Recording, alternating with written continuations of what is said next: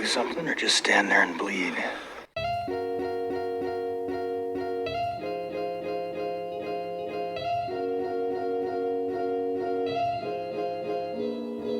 Hey, welcome to the Dreppin' Stone Podcast, a podcast where two friends raise a glass and have a conversation. I'm Nick. And I'm Kyle.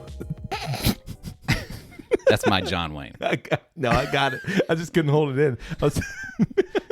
I got it. Kyle. Partner.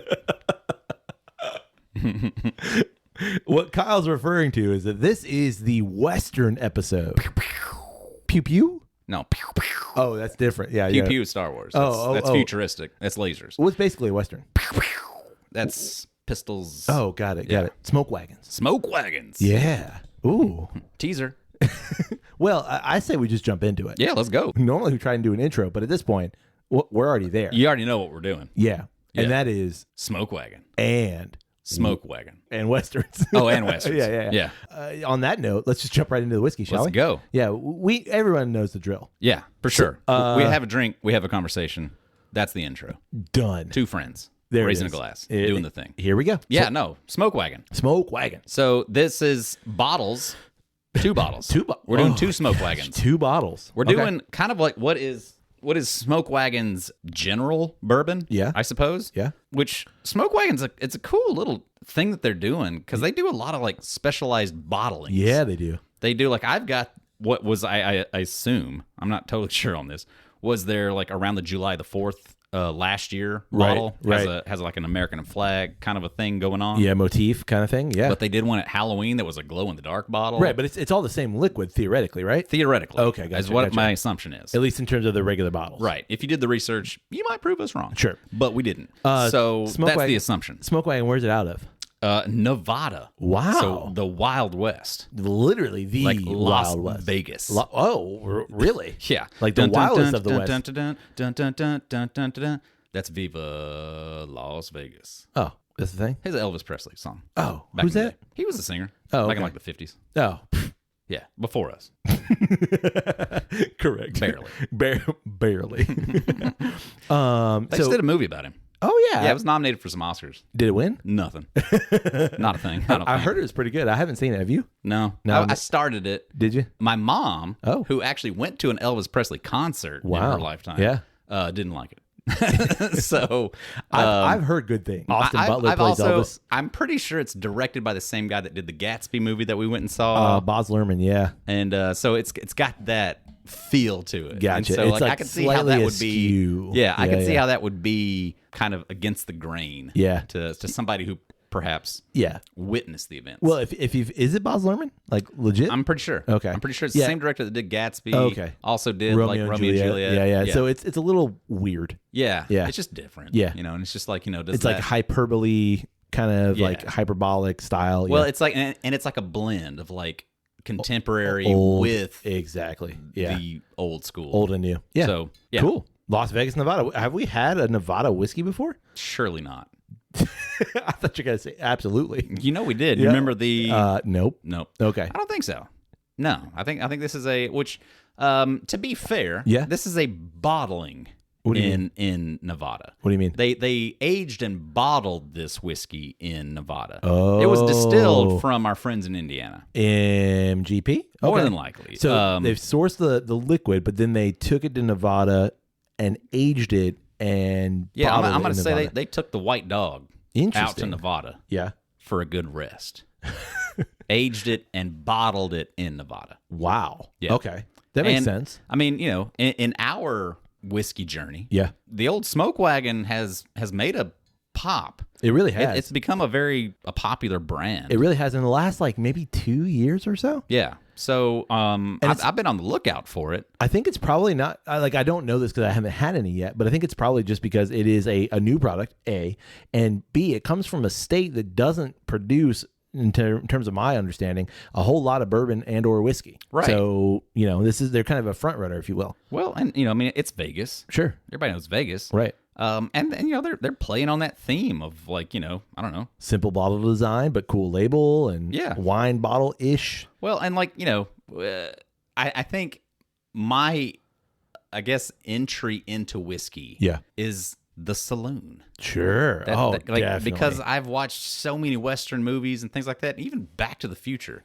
Like, the idea of, like, walking into the saloon and ordering a whiskey was a bit of pop culture 100% for me. Yeah. So I think it's a brilliant idea to kind of, like, place a brand around that kind of concept of the rugged Wild West. Oh, absolutely. Pulling up to the bar and ordering a whiskey. Yeah, and you kind of have like High West plays with that a little bit with their like bottle design. 1000%. Yeah, and it's just like this old bottle design. Didn't even think about that. Blown, kind of blown glass bottle. Yeah, just kind of playing with that same thing. And Smoke Wagon, what a fun name. Yeah, because you got to skin it. You got to skin that smoke. You got to jerk that pistol boy, or just stand there and bleed. Thank you, Kurt Russell. Thank you, Kurt Russell, so much for. Yeah, I mean, quick side note before we get into this. Yep. God, that mustache. Like, I just. I'm 1,000% sure I mentioned it on our. Oh, you definitely did. Bearded episode. Yeah, 100% but like, so. That movie. God. Made me want to have facial hair. I'm gonna also start with the fact that this bottle, the flag bottle here, that we have, pretty. This was a gifted bottle. Ooh, had a friend find this for me in North Carolina because for me, I've still never seen anything from Smoke Wagon. Oh, okay. To purchase in Florida. Yeah, never seen it. Okay. So a friend of mine saw this, immediately texted me and said, "Hey, they've got some Smoke Wagon up here." This was several months ago, 4 or 5 months ago. Said, "Do you want a bottle?" I was like, "Absolutely, I do." And so was able to grab that for me, bring that down to the Sunshine State. Beautiful. And I incredibly appreciate it because that's what friends do. Are we shouting that person out? That was Alita. Alita. Thanks, Alita. Alita did this. Yes. Yeah. Super cool. Yeah, absolutely. Thank you so much. The other bottle. Ooh. Oh, yeah. You mentioned two. We've got two. Okay. Can I say this is the bottle I've actually seen? Like I've seen this on a shelf. I didn't know anything about it at the time. Sure. So I didn't buy it, but How long I've ago? seen maybe 6 months. Okay. Maybe. But I didn't know anything about it. So I was like, it's a weird looking bottle. I'm not going to buy it. Fair enough. I mean, Smoke Wagon's been on my radar for a couple of years. Oh, okay. I've just seen enough chatter about it that I was like, I'm interested. Right. And I like the name. Yeah. Because that's fun. Right. But when I was up in Chicago last fall, which is nowhere near Nevada, by the way. Nowhere near it, but who knows how distribution works. Found this bottle in Chicago. This is the Smoke Wagon Uncut, Unfiltered cask strength. Ooh, which is a dramatically different bottle. Yeah. That's a fun bottle. Yeah, it's got some embossment on the glass there. It's got like this is that wax right there? Yeah, got a little wax seal embedded into the glass. Yeah. That's fancy. Yeah. That reminds me of both like an old barrel and like an old bottle. Like this is the kind of the old bottles that you would find, littered around the West. For sure. Outside of a saloon. Yeah. So what does that one come in at? All right. So the original. Sure. The flag bottle. The kind of their basic bourbon, if you will. That's it. It is a bourbon? It is a bourbon. Okay. Straight bourbon. Gotcha. This is at 46.25. Ooh, 92, 93. 92.5. Wait, what? 46.25. Oh, okay. 92.5 on that one. You. The Uncut Unfiltered is 56.55. 113.10? Sure. 113.1. 113.1. That works. So there you go. Nice. Yeah, we got some bottles. We got some Western bottles. Ooh, let's get into it. What's your take on that? Distilled in Indiana, but then they age it in the weather of Nevada. So actually, for me, that is more interesting than we just sourced it in Indiana. Sure. And just brought it and labeled it differently. Yeah. I find, like, first of all, I am not opposed to MGP by any means. Yeah, love it. Like, at one point, I was like, really? You're not making your own stuff? But I'm not. Yeah, beyond anymore. that. Right. Beyond that. But I want to know, how long was it aged in Nevada? Okay. So, like, obviously, I'm assuming that MGP is barreling this, and they're probably aging it a little while in Indiana. Maybe. I don't know that. And then are they taking the barrels from Indiana and then putting them in Nevada? Now, what's cool about that is I know that you haven't really been to the desert. Sure. But I freaking love the desert, man. Like, the desert is beautiful to me. Like deserts of New Mexico, freaking gorgeous. Deserts of Nevada, freaking gorgeous. Yeah. And I know, like, in the day, the desert's like brutal hot. Right. It's in the 110s or maybe even higher, depending on where you are. Right. At night, though, those temps just drop completely. Plummet. So if you think about, like, the temperature swings, that makes me really, really, really interested in what's going on here. The sustained temperature swings are a little bit different because you think about like Kentucky, those sustained temperature swings are going to be a little more even keel. So, like in your fall to winter, they're going to be, cold that whole time. Right. So then the seasons are what's going to change. But I'm thinking like summer in Nevada, dude, above 100 during the daytime and then, maybe in the 50s or 60s at night, that's a huge swing. And I'm super interested in that and what that can do in the barrel. Agreed. And it makes me wonder too, like knowing that there's so much like legality surrounding like bottle words, right? Or in some instances, none at all. None. But like I know, like to be able to say that you are straight bourbon whiskey has legality to it. There are rules to be followed. But like I wonder if like what is the legality between aged? Right. So to be able to say that you were aged in Nevada, does that mean that like, we put you in a barrel and we aged you for a month in Nevada? Yeah. Or does it mean that like, no, like we bought, again, the White Dog and we brought it to Nevada and we did all of the aging, or was there some aging done in Indiana? And we don't have to necessarily say that because we technically did do some aging in Nevada. Yeah. What I perceive in terms of like, I'm just thinking like ease of making the product is that it's distilled in Indiana, it's barreled in Indiana, and then at some point the barrels are loaded onto a truck, brought from Indiana to Nevada. Interesting. Now, what is that time? Was it aged 4 years in Indiana and then 2 days in Nevada? But it is aged in Nevada at that point. I don't really know. Like my assumption is that knowing to have a working relationship with your distiller, if you're not distilling it, I would think if you're going to say that we aged it here, if they did any of the aging, they're not going to like that. Yeah, so but I would think, and just knowing too of like, looking at other bottling people and things like that, just like the little bit of knowledge that I have, I know that they need to procure barrels also. But so it makes me think that like there's got to be. They're so specific. If they want to say that we aged it in Nevada, there's got to be some sort of a prominent thing done there. And this is a big enough company at this point that I can't think that they're like, we aged it for a month here. No, see, my thing is like, think about MGP as a company. They don't care. Like as long as it has to say, as far as I'm aware, it has to say distilled in. But outside of that, it doesn't necessarily, like none of those bottles that are procured from Indiana really give, this was distilled and aged in Indiana. You might have a 12-year bourbon, but it says distilled in Indiana. But it is a 12-year bourbon. It doesn't necessarily specify where it's aged. And I don't think MGP as a company would really care where it says, because like they're getting their money either way. And like their whole thing is like, we're distilling it for you. Sure, it has to say distilled wherever it was distilled. But outside of that, we don't care. But if I'm aging it for you, and you're going to say that you aged it, I don't like that. Oh, I see. Is anybody like, is MGP hurting to sell their whiskey? No. Oh, no. We got this other people that'll take that. Yeah. And you're going to like try to like fudge it? Yeah. I don't like that. Listen, this all comes back to like the one thing in whiskey that is tried and true: marketing. All of this is marketing. 1,000%. So my argument would be, why not tell me how long it was aged in Nevada? Tell me that. If it was aged for a year in Nevada, okay, cool. If it was aged for 6 months in Nevada, all right, fine. Tell me how long it's aged in Nevada. That's what I want to know. If it's a 6-year bourbon and then we finished it for a year in the Nevada desert, tell me that. Okay. You see what I'm saying? Like, I'm with you, but just tell me. Sure. I am all for, especially in the whiskey world, more transparency. Because that makes for a more interesting conversation to me. I'm advocating saying that like, for as big as they've gotten, it can't be. Oh yeah, that they did the majority of the work. Right. We fudged it 3 days and threw it in a bottle. Yeah, no, I agree. That's all I'm saying. I agree with that. They are. If somebody was doing that, I feel like people would have gotten wind of it and be like, "No, we're not supporting that shit." Right.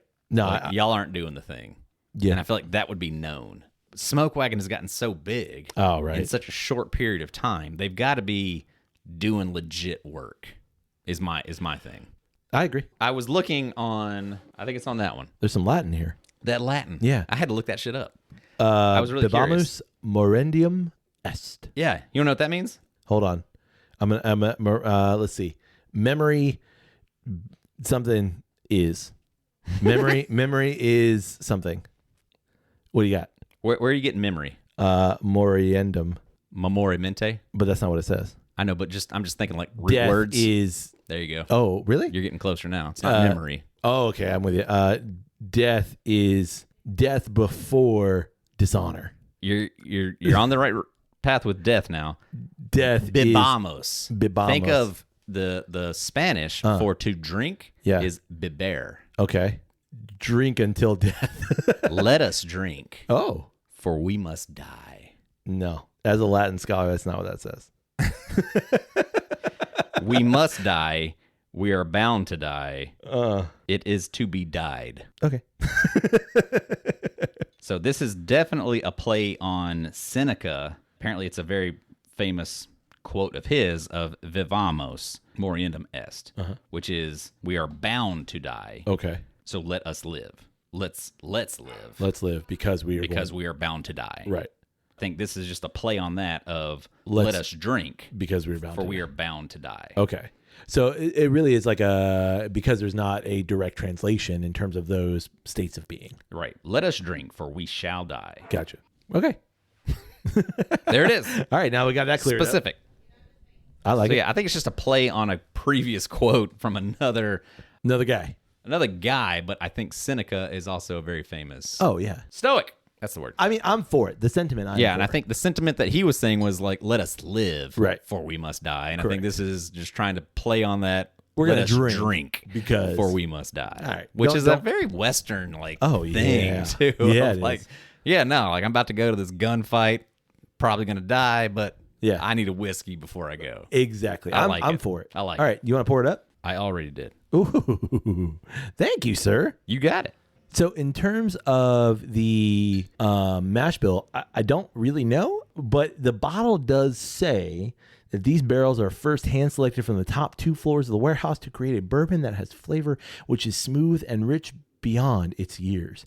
They are then expertly blended, creating a delicate balance of rye spice, sweet notes of corn with toasted oak and caramel. So I'm going to say there's some rye in here. I got you a mash bill. Oh, if you would like it. I would love a mash bill. All right. What did you just say? There's rye in there. There's probably some rye. Why did you think that? Because it says that there's rye in there. Oh, there you go. Yeah. All right. So mash bill. 60% corn. Woo. Obviously, it's a bourbon.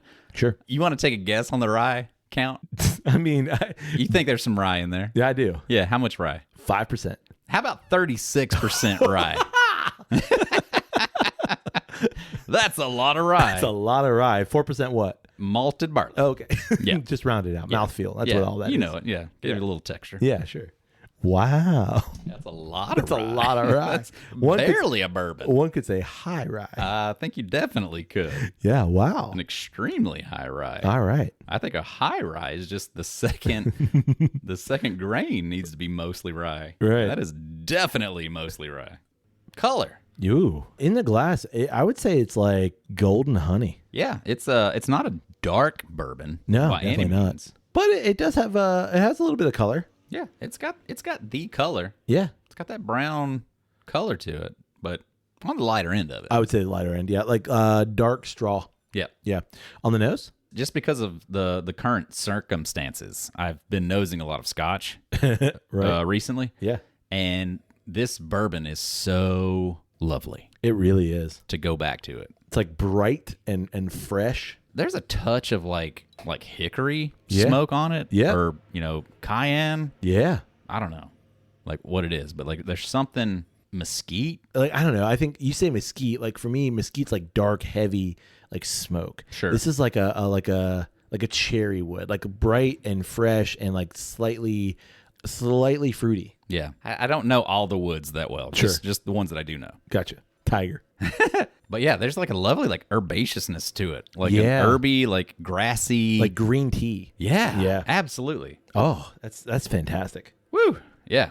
For sure. Like I know this is not a flavor note, but sunshine. I love it. Like it is very summer filled. Like if you go to one of those stores, it's like, hey, here's a candle that smells like summer. I would like this. This is my summer. I would like this. Absolutely. All right. Going in? Going in. No sniffing, time for sipping. Coconut. You get a lot of coconut? I get it so strongly Interesting. on the end. It's like rum adjacent almost. Pina colada. See, I was going to say like Dusty Wheatfield, which is weird because I know how high a rye this is. Right. And so like Dusty Wheatfield is always like a wheater for me. Like Right. I always get that sense. Right. But I'm getting just like dry. You know what I mean? Like I'm getting like raw coconut on the back end. Wow. And I'm loving it. It's like it's super summery. I get bright and floral, but there's also like a slight watery nature to it. Oaky note and Yeah. like slight bitter For sure. and like sweet. But I can't necessarily place that sweetness. Like I'm not getting like fruity sweetness. I'm not getting like Demerara sugar sweetness. It's just like a bright, fresh, floral, maybe like super thin honey sweet. Yeah. It's hard to place. It's not honey sweet's hard. Yeah. It's almost just like sugar, just generic sweet. Yeah, it's like a, I don't know, like a caramely kind of sugar toffee note. Right. Yeah, and there is like I feel like the oaky barrel note follows me throughout. Yeah. It's kind of this dry barrel note that follows the whole way. Definitely. That the sweetness starts out prominent at the beginning, and that drops off pretty quick. Yep. And that dry oak note carries you through the finish. Yeah, I will say the finish is a little watery to me. Sure. It drops you off real quick. Sure. I mean, I think anything for us under 100 generally going to do that. Yeah. Yeah. In this bourbon does. territory. Yeah, definitely. But I do like, I've been saying it the whole time. I just finish on coconut the whole way. Interesting. If I'm trying to convince myself of coconut, I'm getting like coconut macaroon. Okay. Like a Sure. like a toasted sweetened coconut. Yeah. Kind I'm of just getting thing. like raw coconut. Okay. It's like hadn't like right out of the nut. I just chewed on a piece of raw coconut. Yeah. No, I get, weird. I get it. Anyway. I don't know where I come down on this. Okay. And the reason being, like, I understand the hype behind it, but there's nothing special about it either to me. Sure. There's nothing like stand out other than like this is cool. You've aged it in Nevada. You're bottling it in Nevada. It's a cool branding. Like I love all of that. But like liquid, like there's nothing that sticks out to me. Yeah. But at the same point, like, I mean, I don't know. There's nothing nasty about it. No, definitely There's not. nothing Like, bad. No, it's really good. Yeah. Yeah. It's a fine, tasty pour. It's bourbon whiskey. Yeah. No, I agree.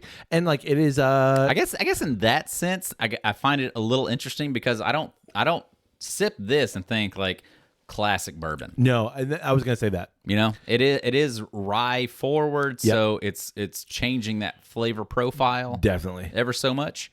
The nose, I think, is really interesting. I like the It's nose. just the palate. Yeah, no, Yeah. it's a little watery, but nothing negative. No, definitely not. Definitely nothing negative. Nothing that I'm going to write home about. Nothing that I'm like, wow, that is like fantastic. Right. But I like everything I'm getting out of it. Yeah, it's fine, and it's 92. Yeah. So And there you go. that's a tough Exactly.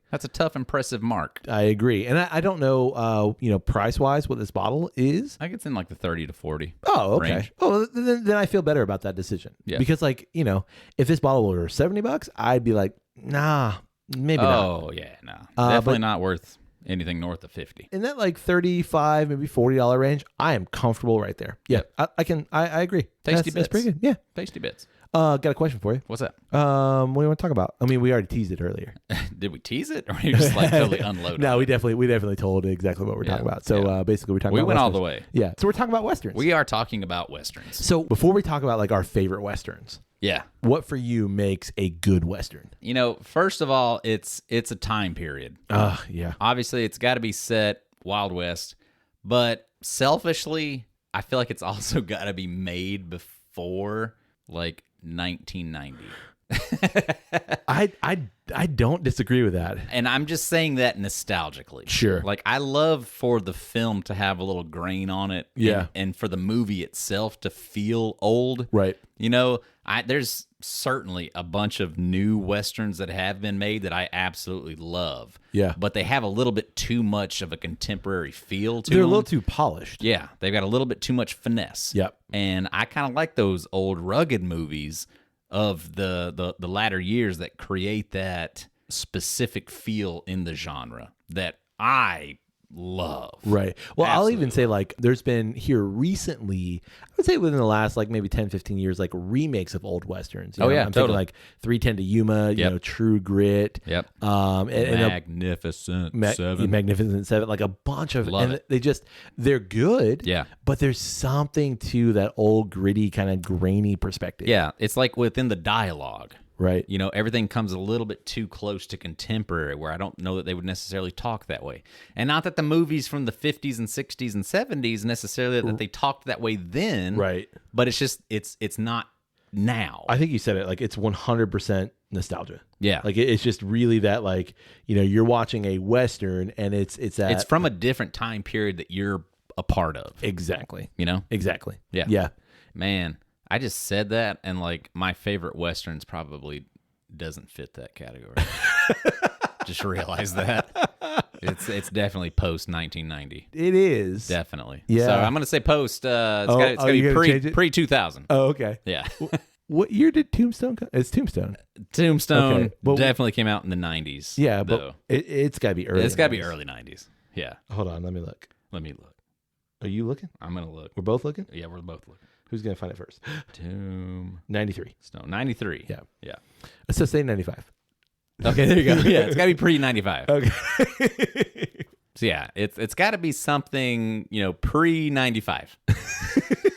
something like Okay. from my childhood and prior. Got it. Because got it. like I'm still in that like realm of like realization. See, and that's something. There's something about a Western that just screams childhood, and I think it's because of nostalgia. It's like watching like late afternoon TV kind of thing. Yeah. Like, you know, Oh man, yeah. like Wild Wild West, like the series Wild Wild West, like that kind of thing. Right. There's a certain time period that it places it for me. Yeah. Yeah. Yeah. I mean, growing up, like, you know, Saturdays and Sundays were filled with my dad having on AMC. Yeah. Or Turner Classic Movies. Yep. And whatever Western was on, Right. just playing in the background of like me going in and out of the living room, going outside, doing some stuff, coming back in, hearing Yeah. going through, like it's just Or, that's like, just filled with it. One of the longest running TV shows of all time, Gunsmoke. Bonanza. Oh, Oh, Gunsmoke. Maybe it is Bonanza. Both. Oh, maybe. Yeah. But like Gunsmoke. Yeah. I mean, like that show for years. Yeah, Like, Bonanza, Davy Crockett. Yeah. Like they were all playing on that. Yeah, absolutely. So for me, what makes a good Western is a character, a central character that I'm not quite sure where to place. I don't know whether he's Interesting. good or whether he's bad. And it tends to always be a male-centric figure. Well, and I think that's like, you know, I think that's like the latter years of the Western. Mm. And I feel like, you know, there's definitely examples of the opposite where it's like, nah, you know, this guy, he's the good guy. He's the Right. sheriff. He's got that gold star on his chest. Sure. That's our hero. And I think the Western was kind of built on that. But then I think like I would say like at some Westerns point of they like got the 50s, like Yeah, 40s like or 50s. the yes. Clint Eastwood era Correct. of the Western Yes. definitely started to play on that of like, woo, this guy's, you know, he's a full character. Right. He's got a little dark, a little light in him Absolutely. for sure. And maybe it's just that's like situating where we're headed in terms of like my favorite Westerns, but it's like that kind of perspective of like this individual is neither a good character nor a bad character. He just is. And like, because we're following this particular character, you know, we're drawn to him a little bit more. Sure. Obviously, a Western has to be somehow set in the West In the Wild West. or in the southern Italy. One of the two. Right. Yeah. A lot of similarities there. Yeah, absolutely. But I think like a Western, and not just like, you know, genre style, but like I'm thinking of what I am placing squarely as a Western. It must be that, you know, huge, grand, sweeping vistas, you know, mesas, dark, a lot of sandstone, a lot Right. of dark kind of rocks, Dusty. Everybody needs to look like they haven't bathed in like 6 years. Right. Saloons, Yeah. you know, Great ghost tan. towns. Everybody's got a great tan. Everybody's got a great tan. Yeah. Smoking those like either like big ass cigars right. or like little tiny cigarillos. Right. Like one of the two. Right. You got to have facial hair. Yeah, and you gotta even all the women, they all have facial hair. Yeah, exactly. No, you're right. You have that like just gritty kind of like grungy look. Yeah. Everybody's got a 5 o'clock shadow. Yeah, like no good Western At a like, minimum. Yeah, no good Western like everybody is just like prim and proper and like just everybody made up. Yeah. Agreed. And I think a good Western has to have 1 to 10 good shootouts. Oh yeah, the shootouts are a must. Oh yeah. It's like a NASCAR race. If I don't have the big pile up, Yeah. man, I don't boring. care. Yeah, exactly. And also, man, it's gotta have a great soundtrack. It does. It's gotta have that epic, just soundtrack of like I need that big build of music that just makes me feel like yes, I'm in a Western. Absolutely. Some banjos, a little bit of like acoustic guitar, maybe a fucking clarinet here and there. I don't know. What? You just said that because I was looking stuff up. Yeah, I was just trying to make noise. A little bit of flute, Next instrument, a little bit of harpsichord, a little bit of like what's the big no, not the bagpipe, the accordion. There it is. Okay, I could say like concertina, maybe like that, Maybe. the little one. The little one. You just saying that because I'm looking stuff up. Yeah, I was killing time. Yeah, I could see. What were that. you looking up? I was looking up the soundtrack to one of my favorite. That's a great category. Yeah, the soundtrack to one of my favorite westerns, and it is the sound. The music is composed by Ennio Morricone. Ooh, Yeah, Italian. Well, yeah, 'cause you see where I'm going. Yeah. This is also a western directed by an Italian guy. Nice. Yeah, Sergio Leone. Oh, I know, and you will know this soundtrack by the wah, wah, wah, wah, Classic. wah, wah, wah. So good. Yeah. So good. In fact, every time I watch a movie, my wife's like, God, I hate this movie. Yeah. Not because of what's going on screen. Like, she actually doesn't mind that. Right. Just because of the damn soundtrack. Right. Because it is borderline annoying. And that is the good, the bad, the ugly. Good, the bad, and the ugly. Yeah. For sure. God. So, Great. so good and bad Well, and ugly. and ugly. But it's so referenced also like so many times throughout other pop culture references that you hit an icon when it does that. Exactly. And that's a great one. It really For sure. truly is. I love all of those Clint Eastwood, into like they're what, mid 60s to maybe mid 70s, give or take. And then he polished it off with Unforgiven. Unforgiven. Yeah. So yeah, that to me is like one of my favorite westerns. Yeah. Not only because of like what's going on screen, it is like just perfectly a western, but also the soundtrack is just phenomenal. Right. To me, like that one, like specifically hits the cinematography of a western. It really does. As like a masterclass. 100%. Like, this is what a western feels like.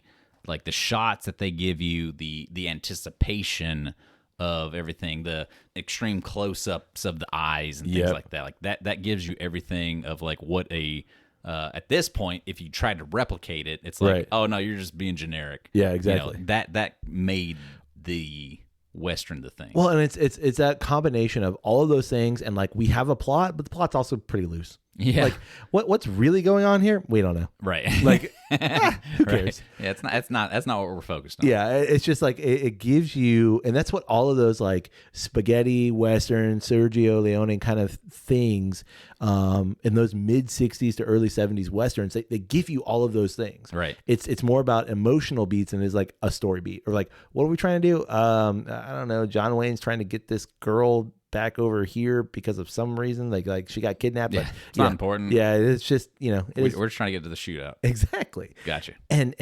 man, I love it. Yeah. Yeah. I've got a couple more favorites though. Okay. But I want to hear some of yours. Is that your favorite classic? No. Oh. That is my favorite because of like the culmination of all of it. But my favorite classic is Butch Cassidy and the Sundance Kid. Lovely. Because it's a freaking great movie. Right. And it's that like, you've got these guys who are not good guys. Like they're bank robbers. They're not good guys. Not good guys, but like, But they're not bad. it's like you understand why they're doing it. Yeah, for sure. They're not bad guys either. You're right. To me, it's not that classic kind of Western because most of it takes place in like Bolivia or something. Right. Or then like running toward Bolivia, I think. It's been a minute since I've seen it. Sure. Same. I think I've only watched it through like once. Oh, but it's I probably the first time I saw it, I think it was early college, and I must have watched it like 4 or 5 times. Yeah. Like back to back to back. And like that's a funny one of like, yeah, no, it's a great Western, but at the same time, like the big song that came out of that movie, Yeah. "Sun Drops Keep Raining on My Yeah, Head." it was not- That's not a Western. Not a Western at Like, all. you know, when did that movie come out? 69. Oh, I was gonna say that's got to be like a 70s. Yeah, I mean, close enough. But yeah, 69. Yeah. But again, just like iconically, yeah. Yeah. You can't beat the visuals of that. No, and it's freaking Robert Redford and Paul Newman. Yeah. And they're like, they're so good Two together. icons. Yeah, they're so good together. Yeah. I would say that's probably my favorite. If I were to say Like top? like that might be the top. Shit. Yeah. And it's weird because again, like it's a Western, but it's also kind of not a Western. Right, too. yeah. It's like Western-ish. Yeah. Yeah. But I got one more that like might be contentious. What's that? It's a Western, but it's kind of a spoof of a Western. Oh, I know where you are. Where am I going? You're going Mel Brooks. There it is. You're going Come on. You got it. Blazing Saddles. Blazing Saddles. I was like, God, I Western love- Saddles. As That's not it. problematic Blazing as that movie is today, Right. I freaking love Blazing Saddles. When did that come out? That's got to be 70s. Cleavon Little, man. Like, Jesus, that guy is, it's so perfect. It came out 74. 74. Yeah. Yeah. And it is so good. It's incredible because of to look back at it, it's just like, man, y'all did that. That's a different world. Yeah. Y'all lived in a different world. Like Yeah. that's a different timeline. Oh, yeah. Like that doesn't make sense today. Yeah. You know, No. that's like it's like that movie, honestly, that'll turn into Song of the South. That movie will disappear. Even in the face of that, I still love that Oh movie. yeah. I mean, I think it's, you know, it's one of those things of like it's a bit of a shame to like try to remove things and not just appreciate where we've come from. Sure. You know? But I think like the point of that movie is also to make fun of the things that are the issue. Because it's a spoof. 1,000%. That's like Mel Brooks' whole thing. Like that's like, you know, he's always trying to do that. Like let's make a joke of the thing that really makes me angry. Right. Yeah. Yeah. So I don't know. I would say that, like those are my top three, and I move back and forth between like what occupies that top spot. Sure. Good, Bad, the Ugly, Blazing Saddles, and Butch Cassidy and the Sundance Kid. I love those three, and they occupy that like idea of Western for obviously three dramatically different reasons. Yeah. No joke. Yeah. All right. What about you? Ugh. I wasn't ready. I'm sorry. Classic, Yeah. hands down, is Magnificent Seven, the original. So damn good. To me, the most iconic Western theme Yeah. ever. Like I used it on a fresh cut when I opened Yep. the high proof, the cask strength smoke wagon. Love that. Love that tune. Yeah. But like that to me, like that's kind of the iconic Western is the there's somebody. It's a damsel. It's a city. It's a town. Somebody's in need of something. We need a hero. Right. We go off to find that hero. And it's just what you think at the time is like an average guy with skills. Right. But he builds this crew Yeah. of like everybody's got a specific task that they're great at. And we bring them all together. And this 7 guys is going to protect us from this whole gang of bandits. Yep. Love that whole It's thing. so good. You know, the remake is not bad either. No, I love the remake too. It's definitely honestly. not. It's definitely not the original, You're right. but it's not bad either. Yeah, there's a sense of purity to the original. Yeah. I guess the classic westerns just have that kind of more of a There's a bit of camp, like just a slight bit. oh of yeah, camp. touch of camp, but also a touch of mythology. Yes. That yes. you get out of the old ones. That's like a little bit of reverence. Yep. To like these are perhaps mythological Yep. beings, Absolutely. even though they're based off of real life people in a way. That new one was more brutal. Yeah. A little bit touch more brutal. Yeah. Well, I think it's just changing all the times too. Like we can now show some pretty graphic violence. For sure. Yeah. What What else? always huge fan of Tombstone. Yeah. That's a Early 90s. in terms of pop culture for me, that's up there. Yeah. In terms of like just things that stuck with you. Kurt Russell's take on Wyatt Earp, man, I would almost be reminiscent to think that like that take of a stoic character. You are an oak. Yeah. of like that's what it is to be a man. That's what it is to be an adult, I guess. Yeah. Just that take on that's what it is to succeed in life. Like that, I gotta think that has always been somewhere embedded in my brain, just of when I watched that movie. Yeah, and that's a good point. Like, there's such, especially within westerns, there's that like manhood kind of quality, Right. that I can see being, depending on when you enter these, movies, when you think about these movies, could be problematic, maybe, but. Like, there's such a, like, this is what manhood is. Sure. Or this is a representation of a part of manhood. Masculinity. Yeah, this is what masculinity looks like in some cases. Right. And, like, I just find that endlessly fascinating because, yeah, you look at, those kind of representations of the masculine perspective and you're like, that's a man. Right. I have no trouble looking at Kurt Russell's mustache and being like, that's a man. He did it. Yeah, you did it, dude. Right. Like, good on you. For sure. Anything else stand out? I'm thinking of the elements of it, Mm-hmm. and it doesn't make sense in and of itself. But a movie that has always been impactful upon me to this day, I still get like really emotional about this movie. And when I really think about it, it could work because it has all the right elements. Is Indiana Jones and the Last Crusade? Oh, totally. I would say. It's totally a Western. Yeah. Like it 100% so. It fits in the like category. Maybe not the entire, I'm going to walk through that. Maybe not the entire movie, but like just massive parts of it. Yeah. Right. Yeah. But I think like all of Indiana Jones, Temple of Doom notwithstanding, and Crystal Skull because it doesn't exist. Never happened. Right. They are pretty kind of like Western kind of movies. Right. Like you're following the good guy, and then it ends with some epic shootouts on horseback in the desert. It's that adventure. Yeah. Not a bad, yeah. I mean, I would argue like great score. Yeah. Oh, fantastic score. But a lot of that happens like in the desert, yeah.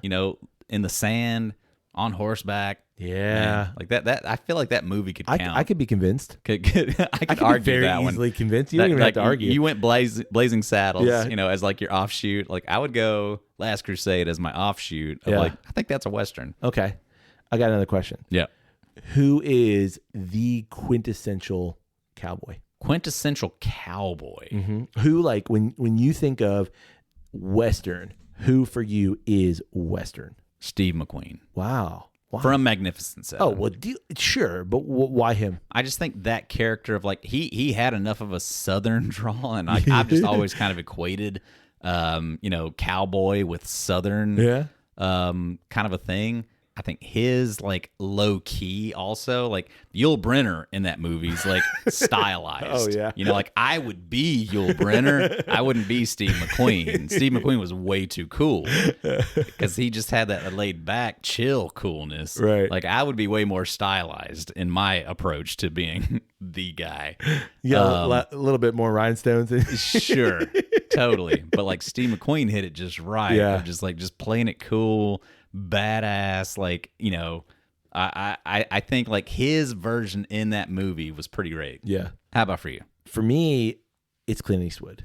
Yeah. Like there's something about Clint Eastwood's take on that kind of character, and he's basically the same character in everything he's done in terms of those Westerns. Squint eyes. Yeah, squint eyes.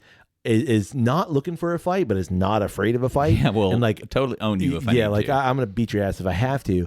I don't want to, just because like it's too much work. Right. But like I will.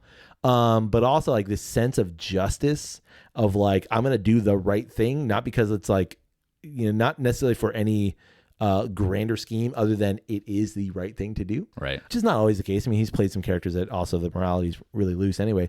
But he just to me embodies that Western character. Right. Little gritty, not like super buff or like really kind of masculine in that way, just ready to jump on a horse and get shit done. Totally. That little cigarillo in his mouth or that like hat cocked to the side, the poncho. The Afghan poncho. Yeah. Shit. It's so what good. a look, man. So good. Yeah. And he embodies the Western for me. Yeah. I know that some people are screaming at us right now. What about John Wayne? And I get Different it, era. but it's I think like John Wayne's more the 40s and 50s, that kind of Western. But Do you have a favorite John Wayne movie? Probably True Grit, Right. but also like at that point, John Wayne's like he's fat, like he's always been a bigger dude, but like You will never see me turn down an opportunity to watch McClintock. McClintock's good. Fucking love McClintock's McClintock, man. good. Like, McClintock's because it's good. like it's a little bit of like tongue in cheek Oh, yeah, at the no, it Western. totally is. Like he's always just kind of like prancing around, kind of a thing, and he's always drunk. Yeah. Like love McClintock's- McClintock. McClintock's good. And Maureen O'Hara, Yeah. babe, Oh, totally. freaking love her. Totally. Like just great. Yeah. Yeah. I don't know. For me, like John Wayne just, and I recognize like what a pillar in Westerns he is. Sure. But like for me, it's Clint Eastwood. Hey, we've got this other bottle over here. Oh, we should probably dip into it. Let's do it. And do the thing. Okay. We showed them earlier. We've got 2 bottles here. We should dip into the Uncut Unfiltered. This is a Smoke Wagon. This is their cask strength. This is their cask strength, barrel strength, Ooh. whatever you want to call it. All right. They're high proof. Yeah. All right. You gonna open it?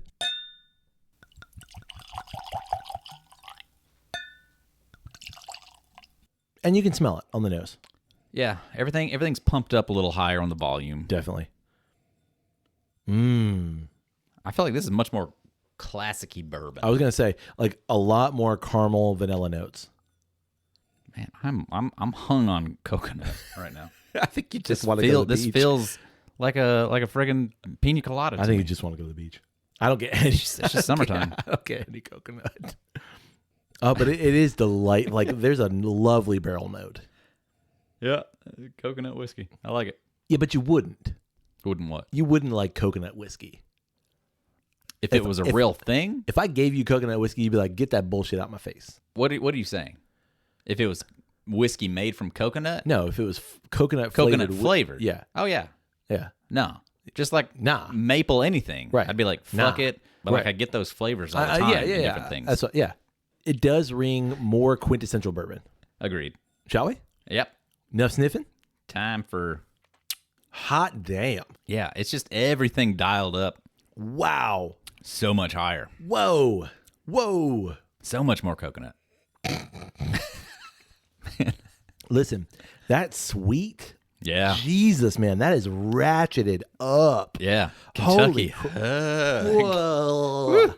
Wow. Like All that the is, way down. I don't know if it's just me right now, but that is sickly sweet. Oh, sickly. Sickly sweet. I didn't get that. It's like I like my sugar with coffee and cream kind of sweet. That's a Beastie Boys reference for you. You didn't even think a Nice. Beastie Boys reference would pop up in the Western episode, did you? Nope. No, well, it did. Didn't draw that card. No. Wow.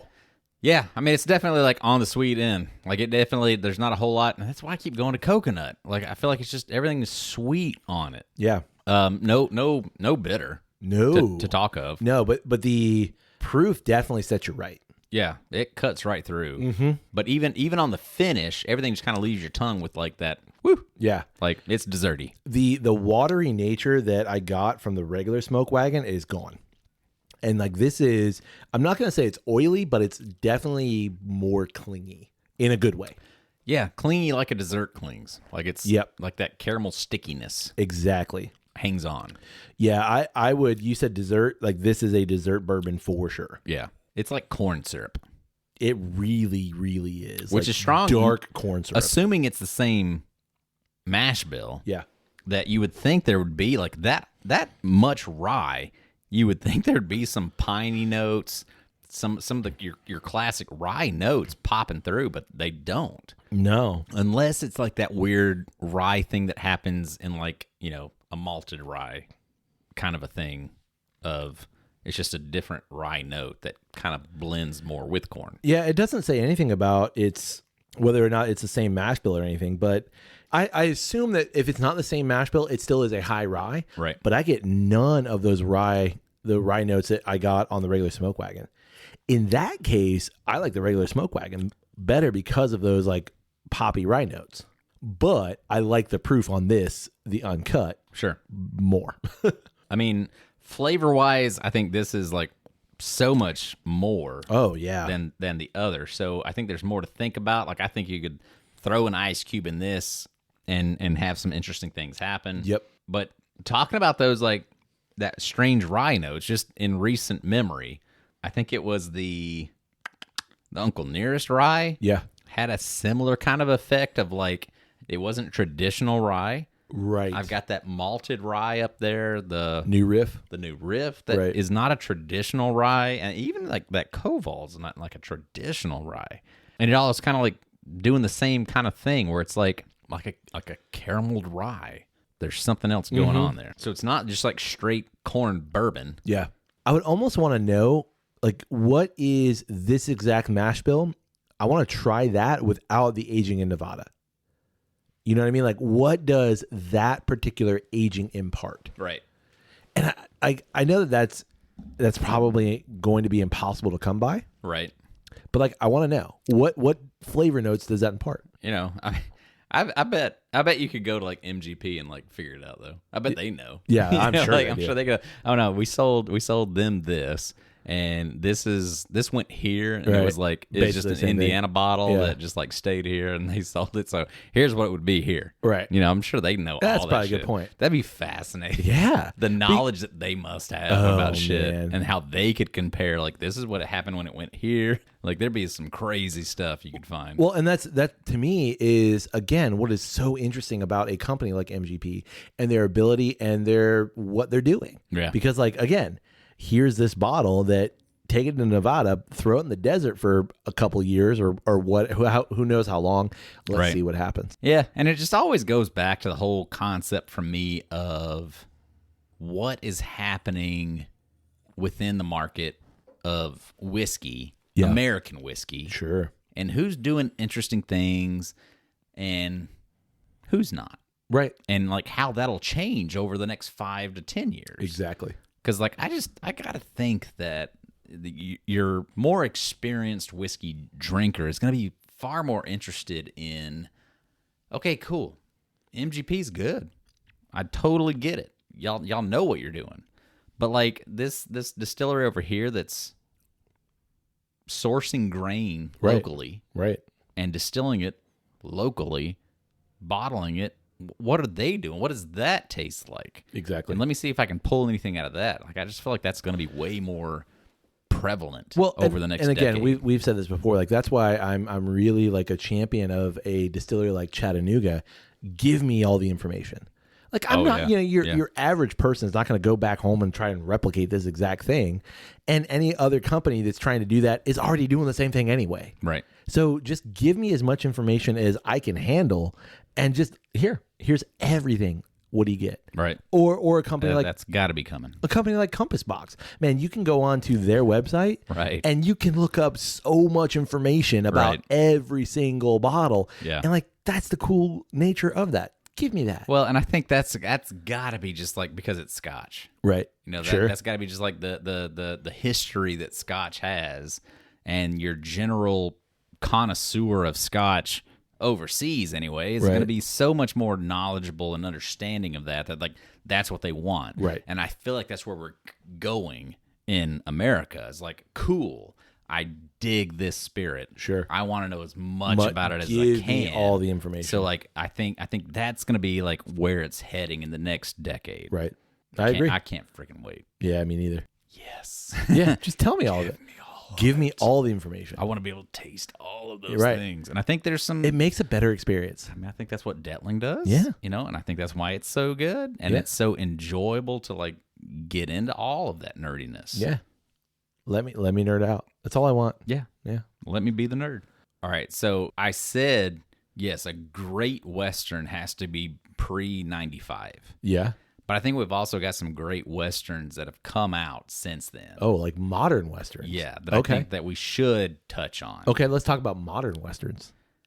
I'm going to start with Open Range. Do you know Open Range? I don't. Open Range came out in 2003, starring Kevin Costner. Yeah? Also, oh man, Annette Bening. Diego Luna was in that movie? Wow. And Robert Duvall. Oh, like it's a great Western. It's a story about like a couple of cattle drivers, and they come across a town. Shit, that's another dude that's in it. They come across a town where they're trying to like let their cattle roam and graze. Actually, I might have seen this. And there's a guy in the town that's like, nah, you can't do that. That guy, Michael Gambon, freaking Dumbledore. Yeah. Dumbledore's like, no, y'all need to get on out of here. Y'all are not welcome here. Like, we're a sophisticated town. You cattle drivers need to get out of our area. And there's like one of the best shootout ever. Like, lovely shootout. And the small time actor Michael Jeter, character actor, you would know him from the Polar Express. Okay. He's the engineers. He does both the dude with the long beard and the chubbier portly fellow. Yeah. He's both of those guys. Great character Me too. actor. I am both of those guys. He's a great character actor. He's in there. Fantastic. He was in Green Mile. Oh, he's to do with the mouse. Yeah. I know. Yeah. But anyway, it's a fantastic Western. Just great story. More of a contemporary Western. Has like, a more contemporary feel to it. Sure. But the story's there. It feels like an old movie. And that shootout at the end, epic. Yeah. We've got to also talk about 3:10 to Yuma, Russell Crowe. Oh. Russell Crowe and is it Christian Bale? Yeah. Yeah. It's Christian Bale. Epic. Like, such a great throwback. Yeah. That definitely brings in some contemporary dialogue and things into it, but in the right way. Yeah. In a way that makes it still feel old and does everything correctly that way. Again, Yeah. the villain of that one, which is Russell Crowe, but like Russell Crowe ends up turning and being a bit of a good guy at the end. Yep. Because he appreciates more or less trials Yeah. and everything, and appreciates the morals. I will say of Christian Bale's character. I will say I like the more recent version than I do the older version. Agreed. In that instance, the polish, Yeah. I think works. improves the movie. Exactly. Improves everything. Yeah. So it's better quality all the way around. Love that one. Yeah. And that's a great shootout at the end also. I've got a couple modern ones too. Okay. Tell me. Two are Quentin Tarantino.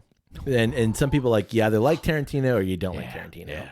And that's Hateful Eight, which is basically a bottle movie in a way. Like, it's just like Snowy Cabin. Right. It's a Western.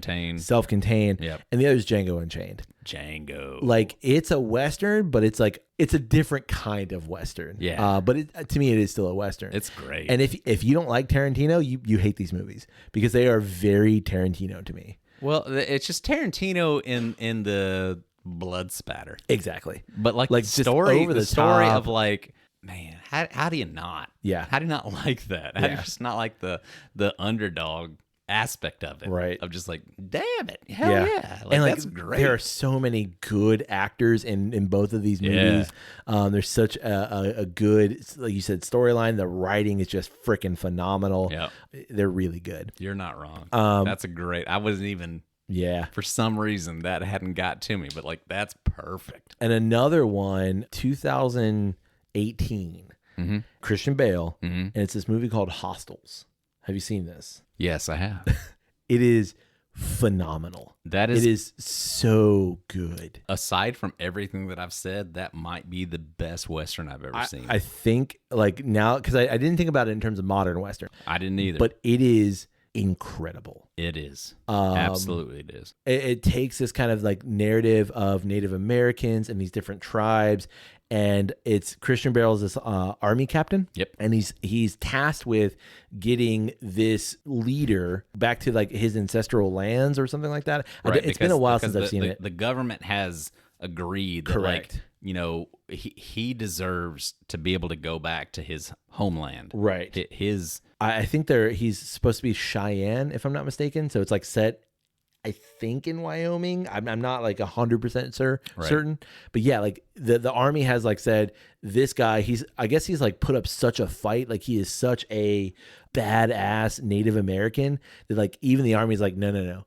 Like, as much problem, quote unquote, you can see my air quotes, as this guy has caused the American army, like, we are saying you need to take him back and take him back safely to his ancestral land. Yeah. And like it's dealing with so many things.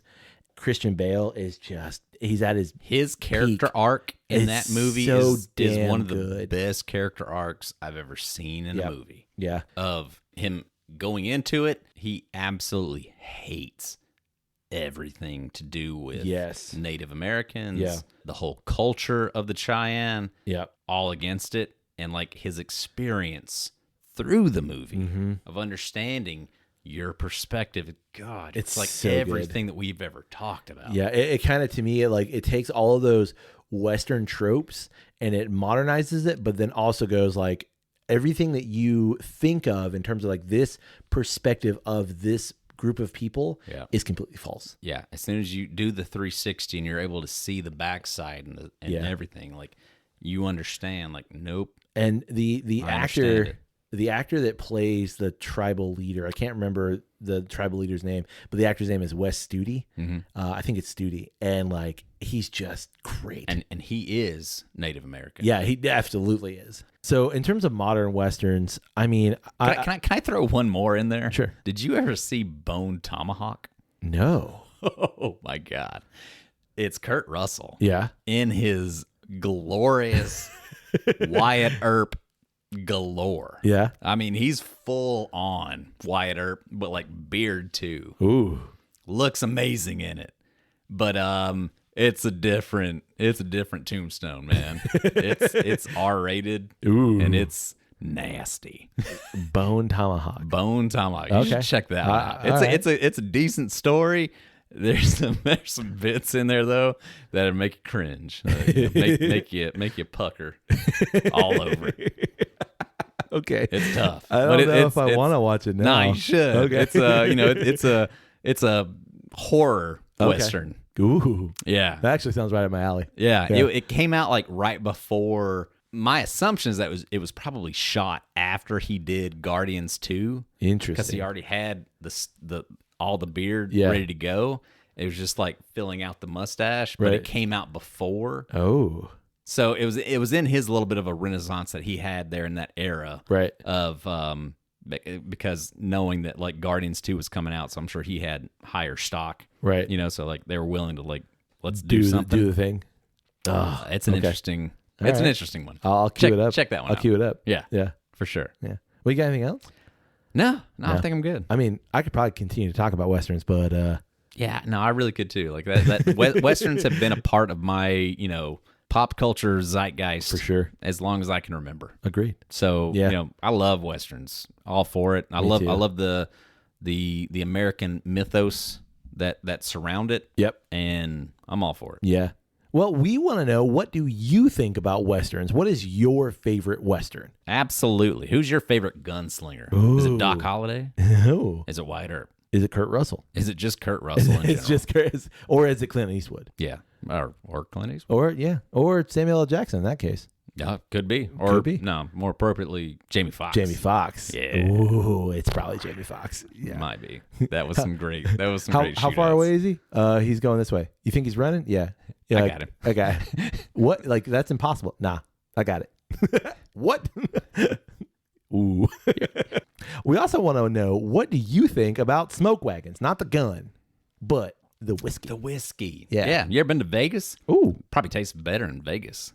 Or worse, now that you've never been to Vegas, have you? Never been to Vegas. Okay, it might actually taste worse. So much coconut. I think it just depends on your perspective of Vegas. Sure. Yeah. Okay, to your coconut. I don't know. I'm going to convince you on that, dude. That's maybe. all I am getting here. I want to know from the people. Yep. Are you like me, getting no coconut? Or are you like Kyle, you get all coconut? That's the real poll. That is the real question. Yeah, for How sure. much coconut do you get out of the smoke wagon? Let us know. You can get in touch with us through email. It's drepandstone@gmail.com. You can also get in touch with us through social media. It's always one word, Drep and Stone, D-R-E-P and Stone. Find us somewhere, whether that's Instagram, TikTok, Twitter, Facebook, wherever. Yeah. Find us, like us, share a thing, like a thing, laugh at a thing, comment on a thing. And we would love to get back to your things. Speaking of loving things, we would love it if you support the podcast. The best way to do that is probably through Patreon. That's patreon.com/drepandstone. You get a lot of things in return, and we get your patronage. You'll find a lot of cool content on there that we're making. It'll be fantastic for you. You can also support the podcast by rating Drep and Stone wherever it is you find great podcasts like this one. And like, honestly, seriously, just like 3 seconds. Take 3 seconds. Just scroll down on your podcast device. Wherever there is a way to rate Dropping Stone, just do it.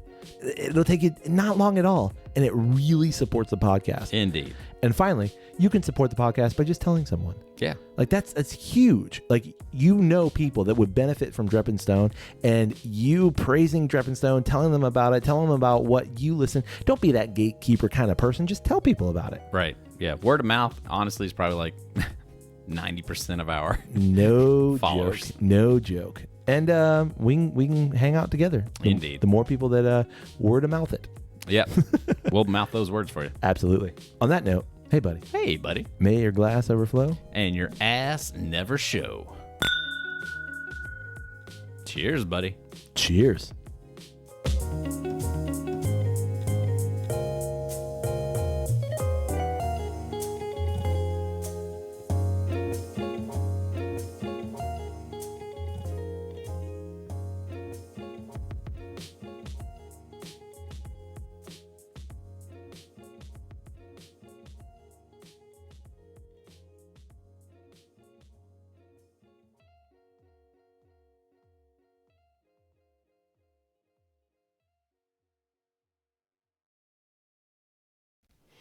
I'm getting awful tired of your I'm getting tired of your gas. Now jerk that pistol and go to work.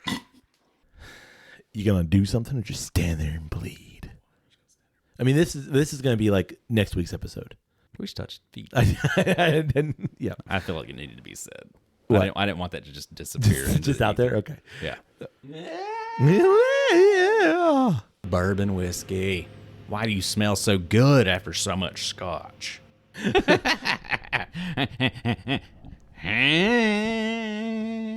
This must be a new guy.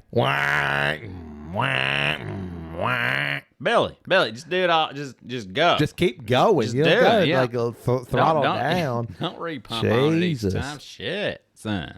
It's like the kind of equipment y'all got. It should take you like 5 minutes to mow that whole yard. Pop open those windows. Let some light in here. I mean, another one. Never mind. I'm not gonna be able to pull it. I don't want to look it up. Never mind. Okay. I mean, but what about High Noon with Jackie Chan and Owen Wilson? Like, that's Pass. a fucking classic. Hard pass. It's good. It's almost like a rom-com. Let's wrap this up. Sorry. That's okay.